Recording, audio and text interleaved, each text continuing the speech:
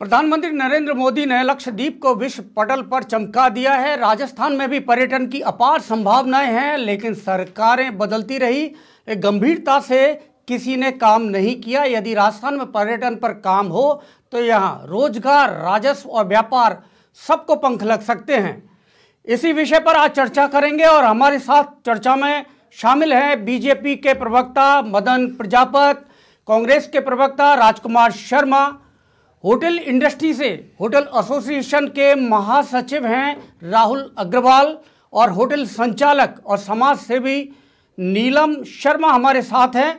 इस चर्चा को हम जारी रखेंगे, लेकिन सबसे पहले हम बात करेंगे राहुल जी से। राहुल जी, कांग्रेस सरकार ने होटल और टूरिज्म इंडस्ट्री का दर्जा दिया, वाकई में इंडस्ट्री उद्योग के तौर पर उसको विकसित करने का एक संकल्प लिया, एक दिशा दिखाई, लेकिन फिर भी बहुत सारी ऐसी मांगे रही आपकी जो पूरी नहीं हुई। सरकार उसको जो अमली जामा पहनाना चाहिए वो पहना नहीं पाई। क्या कमियां रही? देखिए, पहले सरकार ने करीब 15 साल पहले उद्योग की श्रेणी में इसको लिया, लेकिन इसका इम्प्लीमेंटेशन नहीं हुआ था पॉलिसी का। तो इसके लिए तो धन्यवाद देंगे सरकार का, जो पिछले साल 2022 में होटलों को उद्योग का दर्जा दिया। लेकिन वो देना नहीं देना सब बराबर हो गया, क्योंकि जो असली फ़ायदा था वो जब ही मिल पाता उद्योग का होटलों को, जब बजट होटलों का नियमन होता। और इसके बारे में 2007 में टूरिज्म ने अपनी पॉलिसी में उसको लिया कि बजट होटलों का नियमन करेगा। उसके बाद 2015 की टूरिस्ट पॉलिसी, 2020-22 सब में ये हुआ रिपीट कि इनको नियमन किया जाना आवश्यक है, पर्यटन को बढ़ाना आवश्यक है। लेकिन अब क्या कारण है जो सरकार अभी तक इसमें राजकुमार जी, ये जब आप किसी काम की शुरुआत करते हैं तो उसे अंजाम तक पहुंचाना जरूरी है। कांग्रेस आपकी सरकार रही जब उद्योगों का दर्जा, हालांकि ये दर्जा भी 20 साल पहले दिया जा चुका था, लेकिन जो तात्कालिक मुख्यमंत्री अशोक गहलोत ने वापस से इसे लागू किया और इम्प्लीमेंट किया, इसको लागू करने के लिए कदम बढ़ाया उन्होंने। लेकिन जब आपने घोषणा कर ही दी तो उसे अंजाम तक पहुंचाना था। उसका जो वाकई में जो जरूरतमंद है, जो होटल संचालक हैं, उन तक उसका लाभ पहुंचाने की जरूरत थी। देखिए विजय जी, हमारी जो पूर्ववर्ती सरकार कांग्रेस की थी, कांग्रेस की सरकार ने टूरिज्म को लेकर बहुत ऐतिहासिक कार्य किए और ऐतिहासिक काम का परिणाम है कि अभी 2 दिन पहले भी एक रिपोर्ट आई थी, तकरीबन 16 करोड़ 11 महीने के अंदर हमारे यहाँ टूरिस्ट राजस्थान में आए। तो एक रिकॉर्ड हुआ है, राजस्थान में टूरिस्ट का रुझान बढ़ा है। चाहे वो अजमेर का हमारा पुष्कर देख लीजिए, उसका जीर्णोद्धार चल रहा है, चाहे हमारा जल महल देख लीजिए, आमेर देख लीजिए, नाहरगढ़ देख लीजिए, हमारी पैलेस ऑन व्हील देख लीजिए, कोटा देख लीजिए, चित्तौड़ देख लीजिए, तमाम जैसलमेर में आजकल इतना टूरिस्ट आ रहा है कि वहाँ होटलें, अभी कल परसों भी आया था कि 31 दिसंबर को 1.5 लाख रुपए के पर डे के कमरे गए हैं। तो ये निश्चित तौर पे कांग्रेस सरकार ने बहुत अच्छा काम किया था, होटलों को उद्योग का दर्जा भी दिया था और कुछ छोटी मोटी कमियां रह गई थी। वो सरकार अगर दोबारा रिपीट होती तो उनको दुरुस्त करके टूरिज्म का काम और बढ़ता। लेकिन हमको उम्मीद है कि जो वर्तमान में सरकार आई है, निश्चित तौर पे इस टूरिज्म को और आगे बढ़ाएगी और हिंदुस्तान में, हमारा हिंदुस्तान राजस्थान के नक्शे में हिंदुस्तान जो है राजकुमार जी, शायद इसीलिए काम को अधूरा रखा है, उसको राजनीति से जोड़ा कि आप अगली सरकार आएंगे तो पूरा करेंगे। और ये भी हो सकता है कि पहले पूरा करते तो शायद ज्यादा बेनिफिट आपको चुनावों में मिलता। मदन जी, अब क्योंकि बड़ी जिम्मेदारी है, जिस तरह से प्रधानमंत्री नरेंद्र मोदी ने लक्षद्वीप को एक अलग पहचान दी है, हालांकि वो पहले से पर्यटन केंद्र रहे हैं, लेकिन इसी तरह से राजस्थान में भी एक टिगर की जरूरत है कि यहाँ की जो संभावनाएं हैं उनका दोहन किया जा सके। आपकी सरकार है, क्या रोड मैप हो सकता है यहाँ पर्यटन और इंडस्ट्री को बढ़ाने के लिए? देखिए जी, मैं सिर्फ इतना कह सकता हूँ, कांग्रेस की कहनी और कथनी दोनों में बहुत फर्क होता है। ये सिर्फ कहते हैं कि हम टूरिज्म का दर्जा देंगे, लेकिन दर्जा नहीं देंगे। अप्रैल 2022 के अंदर घोषणा कर दी। घोषणाएं करना बात नहीं होती, उसको अमली जामा पहनाना, धरातल के ऊपर उतारना, ये कांग्रेस की कहीं डिक्शनरी के अंदर नहीं है। केवल वो खड़े होते हैं, घोषणाओं की सरकार रही पिछले 5 साल। इस राजस्थान से टूरिज्म पूरी तरह पिछले 5 साल में गायब रहा, क्योंकि इस राजस्थान की कानून व्यवस्था पूर्ण रूप से चरमरा गई थी। आप होटलों को तो दर्जा दे देंगे, लेकिन होटल में जब तक टूरिस्ट नहीं आएगा, टूरिज्म नहीं आएगा, जब तक किस तरीके से टूरिज्म कहलाएगा? ये राजस्थान जो है वो जयपुर, अगर मैं बात करूं तो जयपुर छोटी काशी कहा जाता है कि जयपुर छोटी काशी है और इसके अंदर धार्मिक कई स्थान ऐसे हैं, गलताजी हैं, जिनको अगर हम टूरिज्म से प्रमोट करें तो बहुत कुछ आगे जा सकते हैं। और जिस तरीके से पूर्ववर्ती सरकार में बीजेपी सरकार थी, उसमें वसुंधरा जी ने नाइट बाजार लगाया। जैसलमेर में जैसे अभी हम मैनिफेस्टो के अंदर लेके आए कि टूरिज्म को बढ़ाएंगे, जैसलमेर में भी बढ़ाएंगे, बीकानेर में बढ़ाएंगे, कोटा के अंदर भी बढ़ाएंगे। तो ये सारा संपूर्ण राजस्थान में टूरिज्म का विकास होगा और निश्चित रूप से भारतीय जनता पार्टी की इस सरकार के अंदर टूरिस्ट और होटल इंडस्ट्री को एक बड़ा फायदा मिलने वाला है। मैं आश्वस्त कर सकता हूं, घोषणा नहीं कहेंगे, हमारी कथनी और करनी में किसी तरीके का फर्क नहीं आएगा, ये मैं पूरी तरीके से आश्वस्त कर सकता हूं। हां, लेकिन पिछली सरकार में था, कानून व्यवस्था चरमरा गई, लोग आने से डरते थे, तो डरते थे राजस्थान के अंदर। कानून व्यवस्था, जाहिर सी बात है कि पर्यटन का एक अंग है, जहां पर कानून व्यवस्था बेहतर होती है वहां पर्यटक आकर्षित होते हैं। नीलम जी, आपसे बात करेंगे। आप न केवल होटल चलाती है, होटल चलाने के साथ साथ समाज सेवी है और साथ ही इंस्टीट्यूट भी चलाती है, तो युवाओं को आप होटल इंडस्ट्री के लिए तैयार करती हैं, ट्रेनिंग देती हैं। आप बताइए क्या होना चाहिए राजस्थान में ताकि यहाँ की जो होटल इंडस्ट्री है वो आगे बढ़ सके। सर, सबसे पहले तो मैं बहुत खुशी, एक आभार प्रकट करूंगी कि बीजेपी अपने राजस्थान में आ गई है। उसके लिए बहुत सब में उत्साह है कि और सब में सबको उम्मीद है कि अब सरकार जब नहीं आई है तो हमें कुछ अच्छा देखने को मिलेगा और कुछ बहुत सारे इम्प्रूवमेंट देखने को मिलेंगे।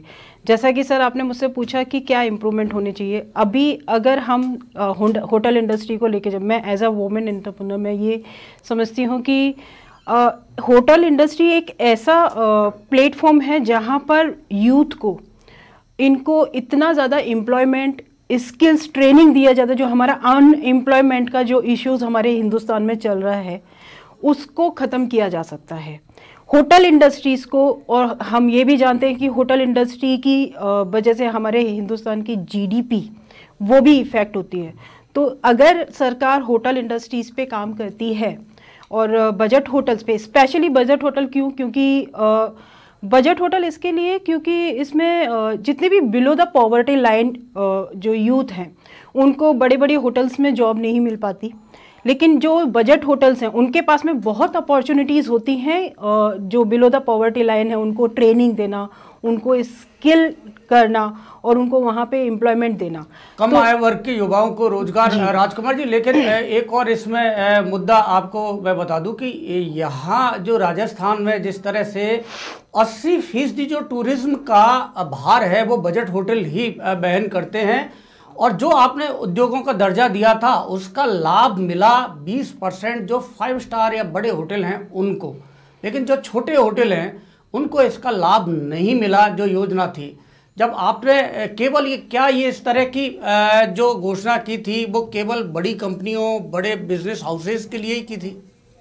नहीं बीके जी, ऐसा नहीं है। मैं आपको ये बताऊं कि पिछली सरकार में टूरिज्म बढ़ा है और टूरिज्म बढ़ने में आपने देखा होगा कि उदयपुर जो है उसमें डेस्टिनेशन मैरिज कितनी होती है, पूरा का पूरा उदयपुर शादियों के लिए पूरे 12 महीने बुक रहने लगे हैं। लेकिन उसमें खाटू श्याम जी के मंदिर का जीर्णोद्धार हुआ, वहां कितना श्रद्धालु आता है। नाथद्वारा का जीर्णोद्धार हुआ, वहां कितना श्रद्धालु आता है। देश में सबसे ज्यादा श्रद्धालु आजकल खाटू श्याम जी आने लग गए, नाथद्वारा आने लगे, सांवलिया सेठ आने लगे। हमारे गोविंद देव जी का जीर्णोद्धार हो रहा है, हमारे जयपुर में सालासर बालाजी का है, हमारे यहाँ खोल के हनुमान जी का है, सामोद हनुमान जी का भी किया है, वहाँ रोपवे का भी उद्घाटन हुआ है। हमारे यहाँ नारगढ़ किले पे भी रोपवे का उद्घाटन हुआ है और खोल के हनुमान जी में भी रोपवे का उद्घाटन हुआ है। तो निश्चित तौर पे होटलों का कारोबार बढ़ा है, टूरिज्म राजस्थान में बढ़ा है। अब जो नई सरकार आई है, पेरिस और व्हील से भी कारोबार बहुत बढ़ा है। इतना टूरिस्ट आया, आप खुद देख रहे हैं कि पिछले 20-25 साल में इतना टूरिस्ट नहीं है और कोरोना के बाद सबसे ज्यादा टूरिस्ट बढ़ा है। 30% केवल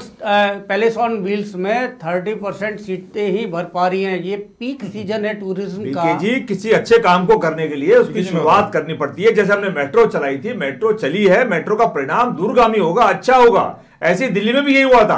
तो चाहे पैलेस ऑन व्हील हो चाहे कोई और हो, हमने जरमहल में भी हमने हाट बाजार लगाए, नाइट बाजार लगाए। तो सरकार कोई भी हो, चाहे कांग्रेस पार्टी की हो चाहे भारतीय जनता पार्टी को, मैं इसमें क्रिटिसाइज नहीं करना चाहता भारतीय जनता पार्टी की तरह। सरकार प्रयास करती है, सरकार ने प्रयास का उसका परिणाम यह आया कि आपने अभी 2 दिन पहले एक रिपोर्ट आई थी, राजस्थान में इस बार 15-20 सालों से सबसे ज्यादा टूरिस्ट आया है और तकरीबन 4.80 लाख पर मंथ यहाँ पर टूरिस्ट आया है, तो ये एक रिकॉर्ड है। और कोरोना के बाद जो हालत खराब हो गई थी होटल्स की, जितने भी हमारे पर्यटन स्थल उनकी, उसके बाद शानदार उठाव आया। और ये तो सरकार चली गई किसी कारण से, अगर सरकार नहीं जाती तो निश्चित तौर पे जो अब नया बजट आता फरवरी के अंदर, इसमें और बजट आता है और टूरिज्म को और ज्यादा लाभ मिलता है, ऐसा मुझे भरोसा था। लेकिन अब नई सरकार आई है, कांग्रेस पार्टी भी उम्मीद करती है और टूरिज्म जगत के सारे होटल वाले सारे लोग इस बात को उम्मीद करते हैं कि नई सरकार आई है, पुरानी सरकार की कोई नीति में छोटी मोटी कोई कमी थी उसको दुरुस्त करेगी और इस व्यापार को और मजबूत करेगी, ऐसे मुझे और सबको उम्मीद है।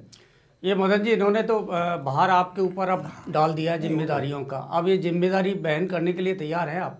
विकास की गंगा अगर कहीं बहेगी और अगर कहीं कार्य होंगे तो भारतीय जनता पार्टी के राज में होंगे, देश में भी हुए हैं और अब प्रदेश में भी होंगे, इसमें कोई दो राय नहीं है। राजकुमार जी का विश्वास हमारे ऊपर है, जो मैं सम्मान करता हूँ। लेकिन मैं ये कहता हूँ, राजकुमार जी ने कहा कि खाटू श्याम जी का जीवन उद्धार सरकार ने कराया, नहीं, सरकार ने नहीं कराया। खाटू श्याम जी मंदिर ट्रस्ट ने कराया, इन्होंने नहीं कराया। ये इस तरीके के भ्रम नहीं फैलाए। दूसरा, इन्होंने कहा कि हाट बाजार लगाया हमने, वहाँ जलमेल नहीं लगाया आपने। जो चल रहा था रात्रि बाजार वो आपने बंद किया। टूरिज्म की बात करें, होटल इंडस्ट्री की बात करें, तो मैं ये कह सकता हूँ कि कोविड के बाद में जिस तरीके की गाज होटल इंडस्ट्री पे गिरी है, मैं समझता हूँ किसी पे नहीं गिरी होगी। और उनके बिल भरना भी, यहाँ बैठे होटल इंडस्ट्री के महासचिव बैठे, बिल भरना भी कितना मुश्किल हो गया था, लेकिन सरकार की तरफ से किसी तरीके का कोई योगदान नहीं रहा और वापस खड़ा करने के लिए सरकार ने कोई कार्य नहीं किया। मैं पूरी ईमानदारी से कह रहा हूं, अगर मैं गलत हूं तो आपके यहाँ पे होटल वाले बैठे। राहुल जी, आप बताइए, एक चीज और बता दूं, एक चीज और बता दूं, इनकी मंशा टूरिज्म को बढ़ाने की नहीं थी, हमारी मंशा टूरिज्म को बढ़ाने की थी। हम हमारे मैनिफेस्टो में लेके आए और मैनिफेस्टो में लाके उसको लागू करेंगे। राजस्थान के किसी एक कोने में टूरिज्म नहीं बढ़ेगा, क्योंकि राजस्थान में जैसलमेर में अलग टूरिज्म का पॉइंट है, जोधपुर में अलग टूरिज्म का पॉइंट है, आपके बीकानेर में अलग तरीके का टूरिज्म का पॉइंट है, आपके कोटा के अंदर जो है अलग तरीके का टूरिज्म का पॉइंट है, जयपुर में धार्मिक दृष्टि से टूरिज्म का पॉइंट है, क्योंकि छोटी काशी कहा जाती है। ये धार्मिक चीज़ों के लिए तो अभी मंदिर बहुत याद आ रहे थे राजकुमार जी को, लेकिन आप मंदिरों का जीवन उद्धार नहीं करते, आप तो मंदिर जाने में आपको डर लगता है। आज ही सोनिया गांधी, मल्लिकार्जुन खड़गे जी ने राम मंदिर जाने से मना कर दिया।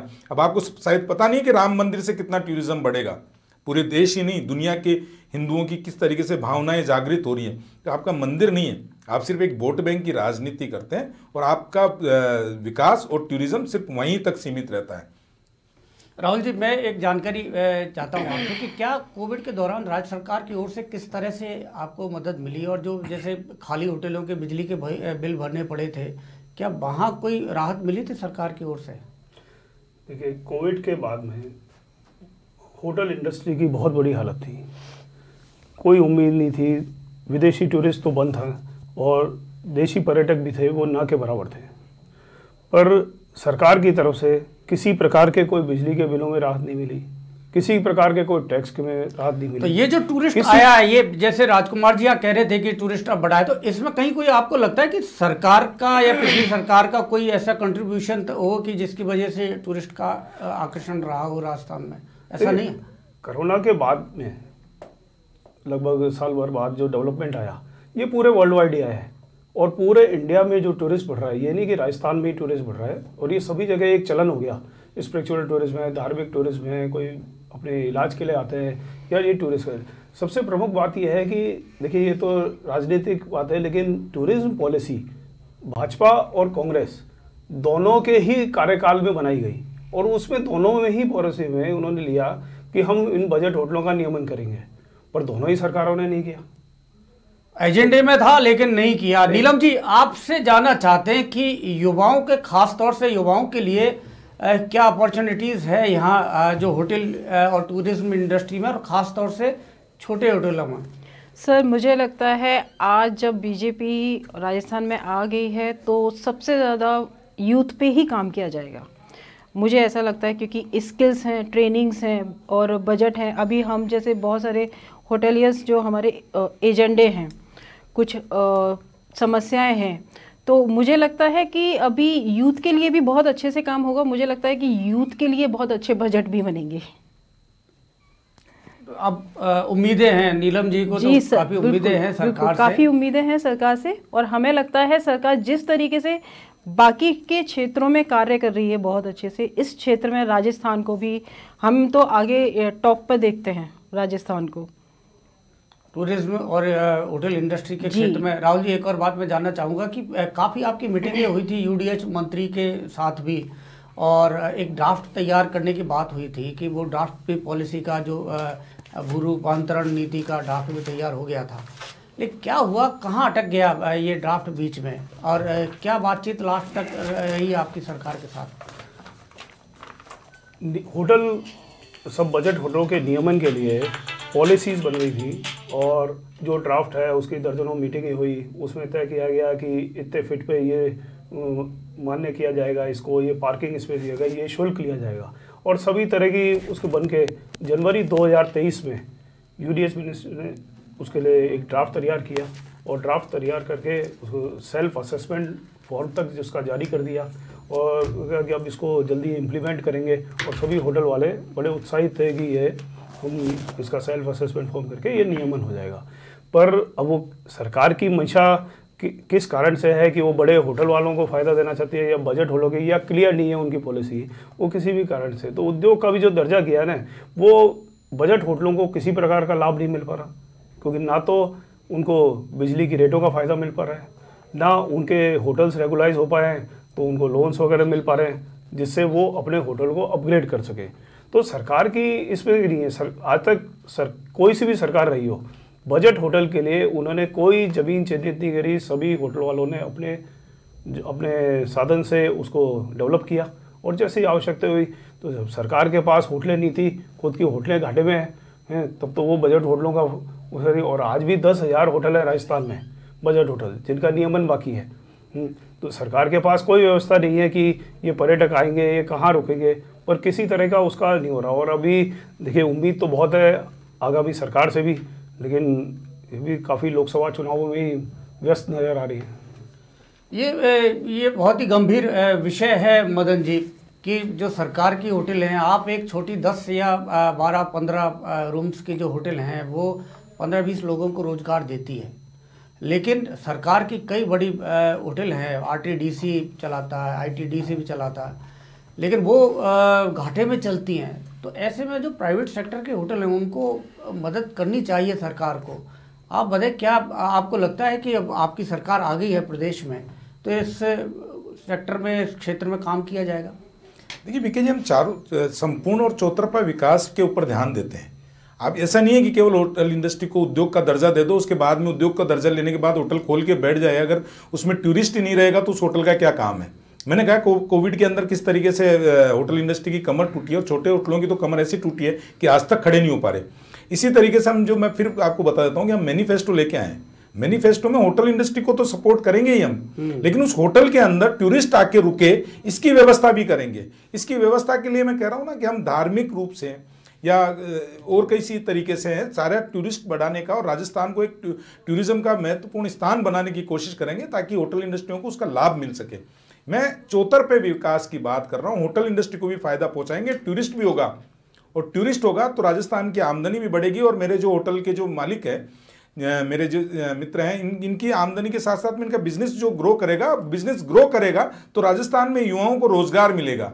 बिल्कुल इस चीज़ का फायदा होगा। तो हम चारों तरफ से देखेंगे, हम इंडस्ट्री भी बनाएंगे, हम टूरिज्म को भी बढ़ावा देंगे और टूरिज्म के लिए जो मार्केटिंग करनी होगी वो मार्केटिंग भी हम करेंगे। अब पिछले 5 साल में राजस्थान के मुख्यमंत्री तो कुर्सी बचाने के लिए रह गए, लेकिन देश के प्रधानमंत्री ने एक सबसे अनुरोध किया कि आप बाहर घूमने जाने के बजाय अपने देश के स्थानों को देखिए, यहाँ पे घूमिए। ऐसा कोई यहाँ पिछले 5 साल में राजकुमार जी कहते हैं हमने बढ़ा दिया, ये बढ़ा दिया। एक अशोक गहलोत जी का एक बयान या एक ट्वीट या किसी तरीके का कोई कार्य योजना की टूरिज्म को बढ़ाने के लिए की हो तो मैं बिल्कुल आपके सामने बैठा हूँ, आप बता दें मेरे मित्र यहाँ पे। नहीं किया, लेकिन हुआ क्या कि राजस्थान का पूरे विश्व पटल के ऊपर एक खराब संदेश गया। वो ये संदेश था कि राजस्थान में कानून व्यवस्था बढ़िया नहीं है, राजस्थान में महिलाओं के ऊपर जो है सुरक्षित नहीं है, राजस्थान में खून खराबा होता है, गैंगवार होता है, फिरौती मांगी जाती है। इस तरीके का वातावरण जो है पिछले 5 साल में बना है। इस वातावरण को तोड़ने का भी काम राजस्थान के यशस्वी मुख्यमंत्री माननीय भजन लाल जी करेंगे। और हम बिल्कुल, मैं मेरे मित्रों और होटल इंडस्ट्री को आश्वस्त कर दूं कि आने वाला समय जो है राजस्थान के टूरिज्म का होगा, राजस्थान के होटल व्यवसायियों का होगा, राजस्थान के युवाओं का होगा। नीलम जी से मैं ये जानना चाहूँगा, इसी पे मदन जी ने बात की। नीलम जी, जो कानून व्यवस्था है ये टूरिज्म के ऊपर, होटल इंडस्ट्री के ऊपर कितना इम्पैक्ट डालती है? किसी भी प्रदेश के अंदर या देश के अंदर इसका सीधा इम्पैक्ट कितना होता है? सर बहुत इम्पैक्ट होता है कानून व्यवस्था का, क्योंकि अभी जैसे लोकल आईडी हैं और बहुत सारे इश्यूज भी ऐसे हैं। अब जिसमें आप एक चीज़ देखिए, यहाँ पे जो 5 स्टार होटल हैं, आईटीसी है, रेडिसन है, या जितने भी बड़ी बड़ी 5 स्टार होटल्स हैं, उनमें भी सेम ही टैक्स पे किया जा रहा है। और हमारे इंडस्ट्री, बजट होटल की इंडस्ट्री है, उनमें भी सेम टैक्स पे किया जा रहा है। पहले क्या हुआ था कि जो 1000 से नीचे जो रूम रेंट होते थे उन पे टैक्सेस नहीं होते थे। ये सबसे बड़ा, क्योंकि ये एक बहुत बड़ा चैलेंज है सर बजट होटल इंडस्ट्री के लिए कि आपके पास में रेवेन्यूज़ उतने नहीं होते हैं, लेकिन आपको गेस्ट की जो डिमांड होती है वो सर्विसेज उनको प्रोवाइड करनी होती है। और उल्टा फिर ये जो मतलब आज की डेट में ये कह दिया कि बजट होटल और जो बड़े 5 स्टार होटल है वो सेम लेवल पे टैक्सेस, लाइबिलिटीज़ एंड ऑल सब कुछ सेम ही कर दिया है। लेकिन रेवेन्यू जनरेट करने की जब बात आती है तो उसमें बजट होटल पीछे रह जाते हैं। ये एक बड़ी चुनौती है। राहुल जी, ये बजट होटलों का बहुत महत्व है। एक तो 80% पर्यटक राजस्थान में बजट होटलों में रुकता है। 5 लाख रोजगार बजट होटल उपलब्ध कराते हैं और 5 लाख लोगों से एक परिवार में 5 आदमी माने तो 25 लाख लोग इससे प्रभावित होते हैं और करोड़ों रुपए का राजस्व सरकार के पास आता है। लेकिन सरकार अभी भी बजट होटलों के लिए कोई एक ठोस पॉलिसी इम्प्लीमेंटेशन लेके नहीं आ रही। और सबसे बड़ी जो नियमन की है, नियमन का होए तो ये आगे इसका सारा प्रोसेस ये बढ़े। और जैसा कि नीलिमा जी ने बताया कि अभी बजट होटलों को भी वही टैक्स, लाइबिलिटी सब चुकानी पड़ रही है जो बड़े 5 सितारा या बड़े होटलों को चुकाना। जबकि सरकार को एक ऐसी पॉलिसी, नियमन तो करना ही चाहिए, उसके अलावा ऐसी पॉलिसी लानी चाहिए जिससे जो बजट होटल हैं उनको संरक्षण मिले। उनके लिए अलग पॉलिसी करे कि इनके लिए कोई सब्सिडाइज रेट पे लोन्स अवेलेबल हो।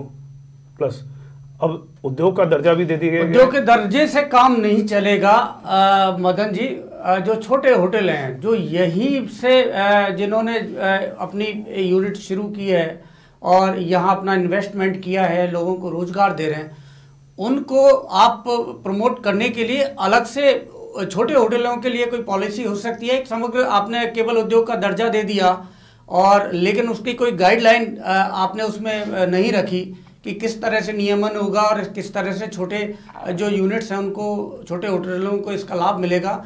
तो क्या इस तरह की सरकार को संशोधन करेगी और ये लाभ छोटे होटलों तक पहुंचाएगी? मैंने आपको पहले भी कहा है, मैं फिर कहता हूँ, चौमुखी विकास या चौमुखी कार्य, ऐसा नहीं केवल होटल को दर्जा दे दें। आप सही करें, दर्जा दे देंगे तो मैं फिर कहूँगा कि टूरिस्ट ही नहीं रहेगा तो दर्जा देने का क्या फ़ायदा है? उसके खर्चे ही नहीं निकलेंगे तो दर्जा लेके भी क्या कर लेगा?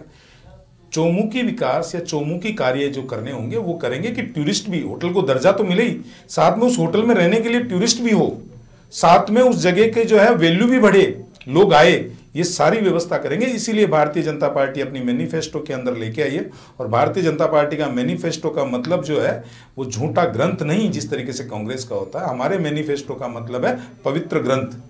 इस पवित्र ग्रंथ को अगले आने वाले 5 साल के अंदर हम लागू करेंगे और इसके जो परिणाम स्वरूप अगर आप देखेंगे तो उसके आने भी चालू हो गए। और जिस तरीके से कानून व्यवस्था सुचारू रूप से राजस्थान की चालू हुई है, जिस तरीके से अपराध घटने लगे हैं, आने वाले समय के अंदर राजस्थान में टूरिस्ट का सबसे बड़ा अगर कोई डेस्टिनेशन होगा तो वो राजस्थान होगा। जिस तरीके सवाई माधोपुर में अगर आज आप देखेंगे तो टूरिस्ट का बड़ा यही होगा। मदन जी, समय की अपनी बाध्यता है तो आज इस चर्चा में इतना ही। सभी मेहमानों का बहुत बहुत शुक्रिया। राजस्थान में यदि अब बीजेपी सरकार गंभीरता से काम करे तो यहाँ पर्यटन और होटल इंडस्ट्री के लिए अपार संभावनाएं हैं। इससे यहाँ रोजगार भी बढ़ेगा, राजस्व भी बढ़ेगा और पर्यटकों को बेहतर अनुभव होगा।